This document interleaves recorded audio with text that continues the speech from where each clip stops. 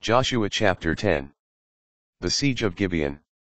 Now when Adoni-Zedek, king of Jerusalem, heard that Joshua had captured Ai and put it under the ban, and had done to that city and its king as he had done to Jericho and its king, and that the inhabitants of Gibeon had made their peace with Israel, remaining among them, there was great fear abroad, because Gibeon was a great city, like one of the royal cities, greater even than Ai, and all its men were warriors. So Adoni-Zedek, king of Jerusalem, sent to Hoham, king of Hebron, Piram, king of Jarmuth, Japhiah, king of Lachish, and Debir, king of Eglon, with this message: Come and help me attack Gibeon, for it has made peace with Joshua and the Israelites. The 5 Amorite kings, of Jerusalem, Hebron, Jarmuth, Lachish, and Eglon, gathered with all their forces, and marched against Gibeon to make war on it. Thereupon, the Gibeonites sent an appeal to Joshua in his camp at Gilgal: Do not abandon your servants. Come up here quickly and save us. Help us, because all the Amorite kings of the mountain country have joined together against us. Joshua's victory. So Joshua marched up from Gilgal with all his army and all his warriors. The Lord said to Joshua, Do not fear them, for I have delivered them into your power. Not one of them will be able to withstand you. After an all-night march from Gilgal, Joshua made a surprise attack upon them. And the Lord threw them into disorder before Israel. The Israelites inflicted a great slaughter on them at Gibeon and pursued them down the Beth-horon slope, attacking them as far as Azekah and Makkedah. While they fled before Israel along the descent of Beth-horon, the Lord hurled great stones from the heavens above them all the way to Azekah, killing many. More died from these hailstones than the Israelites killed with the sword. It was then, when the Lord delivered up the Amorites to the Israelites, that Joshua prayed to the Lord, and said in the presence of Israel: Sun, stand still at Gibeon. Moon, in the valley of Ajalon. The sun stood still. The moon stayed. While the nation took vengeance on its foes. This is recorded in the book of Jasher. The sun halted halfway across the heavens, not for an entire day did it press on. Never before or since was there a day like this, when the Lord obeyed the voice of a man, for the Lord fought for Israel.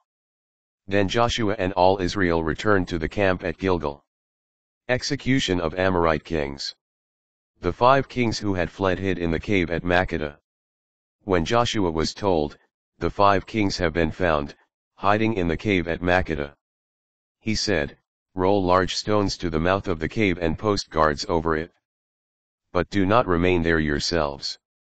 Pursue your enemies, and harry them in the rear. Do not allow them to reach their cities, for the Lord, your God, has delivered them into your power. Once Joshua and the Israelites had finally inflicted the last blows in this very great slaughter, and the survivors had escaped from them into the fortified cities. All the army returned to Joshua and the camp at Makkedah in victory, no one uttered a sound against the Israelites. Then Joshua said, Open the mouth of the cave and bring me those 5 kings from the cave. They did so. They brought out to him from the cave the 5 kings, of Jerusalem, Hebron, Jarmuth, Lachish, and Eglon.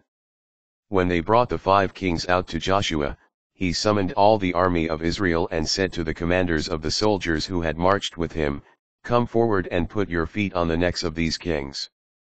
They came forward and put their feet upon their necks.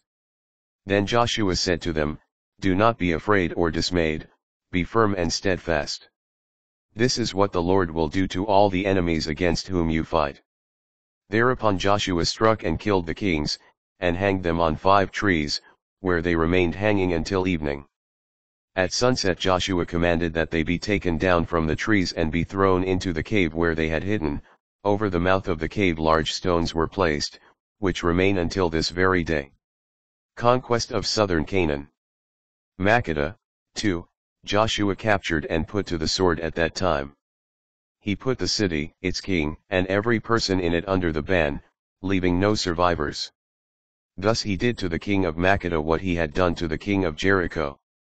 Joshua then passed on with all Israel from Makkedah to Libnah, and attacked it.